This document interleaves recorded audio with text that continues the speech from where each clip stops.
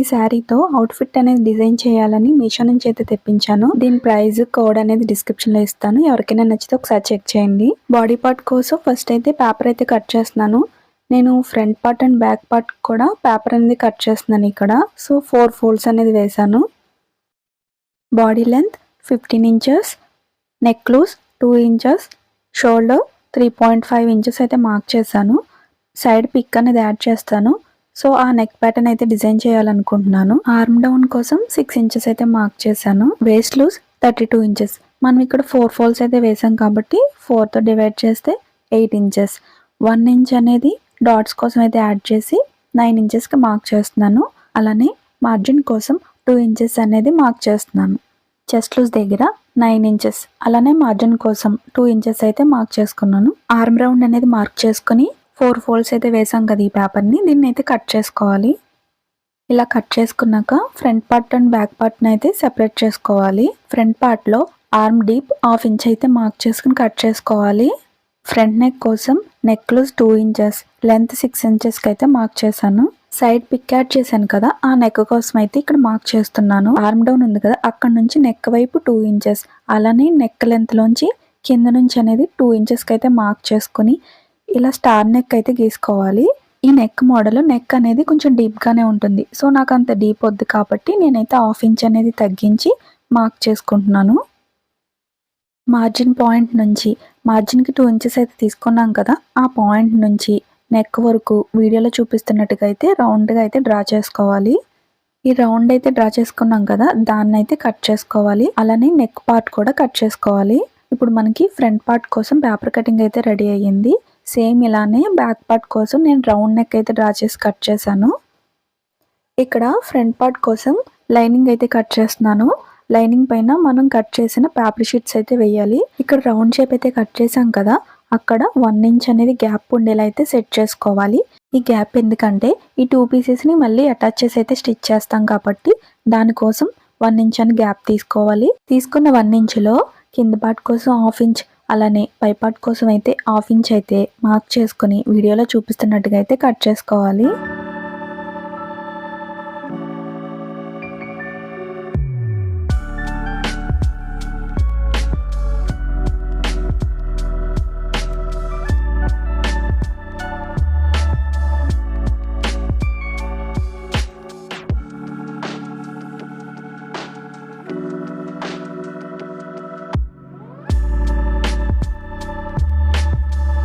Same ఇలానే back part కూడా cut చేసుకోవాలి. ఈ బాడీ పార్ట్ కోసం నేనైతే బ్లౌజ్ పీస్ని అయితే యూజ్ చేస్తున్నాను. అలానే షోల్డర్ కోసం చిన్న చిన్న పీసెస్ అయితే వచ్చినాయి కదా, దానికి శారీలోని ప్లెయిన్ ఫ్యాబ్రిక్ని అయితే యూజ్ చేస్తున్నాను. ఇక్కడ బాటమ్ కోసం శారీ ఎంతైతే పన్నా ఉందో అంత పన్నా లూజ్ అయితే యూజ్ చేస్తున్నాను. అలానే లెంత్ అయితే 35 ఇంచెస్కి అయితే మార్క్ చేసి తీసుకుంటున్నాను. ఇక్కడ నైరా కట్ అనేది డిజైన్ చేస్తున్నాను. సో మెయిన్గా సైడ్స్కి అనేది ఈ కట్ వర్క్ రావాలని చూస్తున్నాను. అలానే ఫ్రంట్ పార్ట్ కోసం కింద వైపు కూడా కట్ వర్క్ వస్తే బాగుంటుంది కాబట్టి నేను పళ్ళు పార్ట్ని అయితే యూజ్ చేస్తున్నాను.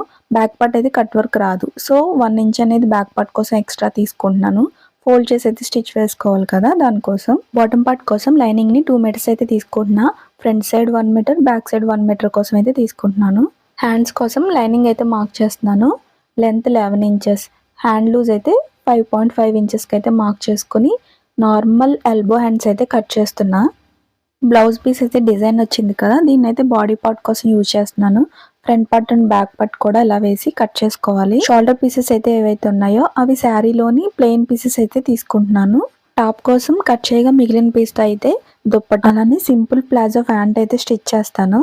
బాడీ పార్ట్ కోసం తీసుకున్న మెయిన్ ఫ్యాబ్రిక్ని అలానే లైనింగ్ ఫ్యాబ్రిక్ని అటాచ్ చేసి స్టిచ్ అయితే వేసుకోవాలి.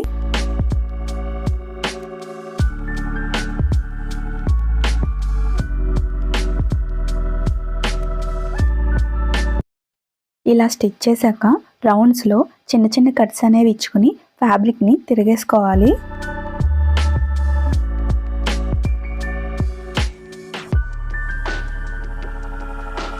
తిరిగేసాక మెయిన్ ఫ్యాబ్రిక్ పై నుంచి అయితే స్టిచ్ అయితే వేసుకోవాలి. అలానే సైడ్స్ లైనింగ్ అండ్ మెయిన్ ఫ్యాబ్రిక్ని కలిపి స్టిచ్ అయితే వేసుకోవాలి.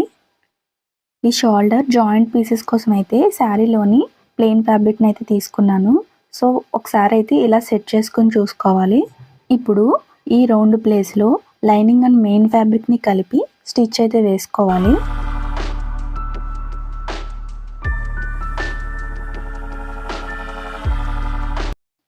ఈ రౌండ్స్లో చిన్న చిన్న కట్స్ అనేవి ఇచ్చి తిరగేసుకుని పైనుంచి అయితే స్టిచ్ వేసుకోవాలి. అలాగే లైనింగ్ అండ్ మెయిన్ ఫ్యాబ్రిక్ని కలిపి అయితే స్టిచ్ అయితే వేసుకోవాలి. ఫ్రంట్ పార్ట్ కోసం తీసుకున్న ఈ 2 పీసెస్ని సేమ్ ఇలానే స్టిచ్ చేసుకోవాలి. ఇప్పుడు బాడీ పార్ట్లోని ఆర్మ్ రౌండ్ ఏదైతే ఉందో అక్కడ మనం తీసుకున్న 2 ఇంచెస్ మార్జిన్ అనేది అటు సైడ్ ఇటు సైడ్ కూడా మార్క్ చేసుకోవాలి. సో ఇక్కడ నుంచి షోల్డర్స్ కోసం తీసుకొని ఈ పీసెస్ని అయితే జాయింట్ చేసి స్టిచ్ వేసుకోవాలి. ముందు మనం ఇలా సెట్ చేసుకుని పిన్స్ అనేవి పెట్టుకుంటే స్టిచ్చింగ్ ఈజీ అవుతుంది. సో నేను అలానే పిన్స్ అనేవి సెట్ చేశాను. ఇప్పుడు స్టిచెస్ అయితే వేస్తాను. ఇలా పిన్స్ పెట్టుకోవడం వల్ల స్టిచ్చింగ్లో ఈ పార్ట్స్ అనేవి కదలకుండా నీట్గా వస్తాయి.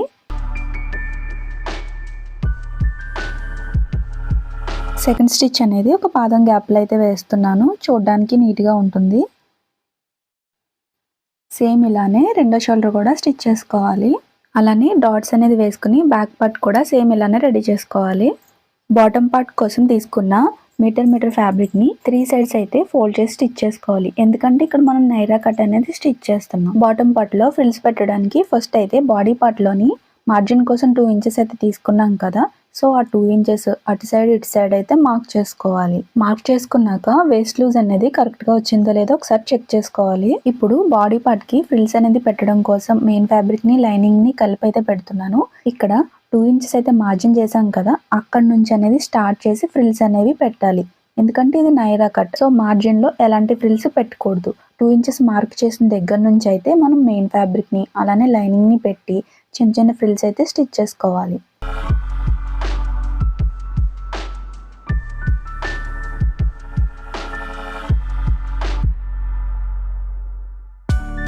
సేమ్ ఇలానే ఈ చివరిన 2 ఇంచెస్కి మార్క్ చేసాం కదా, అక్కడ వరకు మాత్రమే ఫ్రిల్స్ అనేవి పెట్టాలి. అటు సైడ్ 2 ఇంచెస్ ఇటు సైడ్ 2 ఇంచెస్ అయితే మనం ఎలాంటి ఫ్యాబ్రిక్ని అయితే అటాచ్ చేయలేదు. అక్కడ ఒకసారి గమనించండి. దానిపైన డబుల్ స్టిచ్ అనేది వేసుకోవాలి. బాటమ్ పార్ట్లో సైడ్ నుంచి వీడియోలో చూపిస్తున్నట్టుగా మెయిన్ ఫ్యాబ్రిక్ని లైనింగ్ని అటాచ్ చేసి అయితే స్టిచ్ చేసుకోవాలి. మనం లైనింగ్ని ఆల్రెడీ 3 సైడ్స్ ఫోల్డ్ చేసి అయితే స్టిచ్ చేసాము. ఇక్కడ కట్ వర్క్ అనేది ఉంది కాబట్టి లైనింగ్ అనేది బయటికి కనిపించకుండా నీట్గా కట్ వర్క్ ఎక్కడైతే వచ్చిందో అక్కడికైతే పెట్టి మనం స్టిచ్ అనేది వేసుకోవాలి. చూసారా ఎంత నీట్గా వచ్చిందో. ఇలానే సెకండ్ సైడ్ కూడా స్టిచ్ చేసుకోవాలి. అలానే బ్యాక్ పార్ట్ కూడా సేమ్ ఇలానే స్టిచ్ చేసుకోవాలి. బ్యాక్ పార్ట్ కూడా రెడీ అయ్యాక షోల్డర్స్ని అయితే జాయిన్ చేసుకోవాలి. ఇక్కడ హ్యాండ్స్ జాయిన్ చేస్తున్నాను.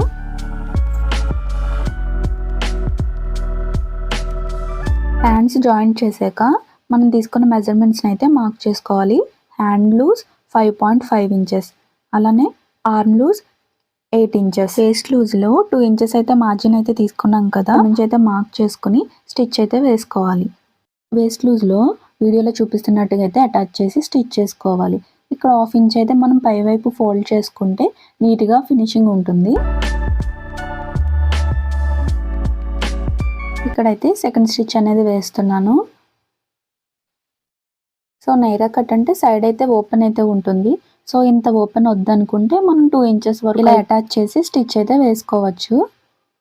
ఫైనల్గా టాప్ అయితే ఇలా డిజైన్ చేశాను. ఎల్బో హ్యాండ్స్ ఇచ్చాను. నైరా కట్కి సైడ్స్ అయితే 2 ఇంచెస్ అయితే అటాచ్ చేసి స్టిచ్ వేసేసి ట్రెండింగ్గా ఉండడం కోసం టెజల్స్ అయితే ఇచ్చాను. సింపుల్ ప్లాజో అయితే శారీలో పీస్తోనే స్టిచ్ చేశాను. దుప్పట్ట అయితే ఇలా తీసుకున్నాను. అలానే మిగిలిన పీస్తో చిన్న చిన్న ఫ్రిల్స్ అయితే స్టిచ్ చేసాను. మన వీడియో నచ్చితే లైక్ చేసి సబ్స్క్రైబ్ చేయండి. Bye bye.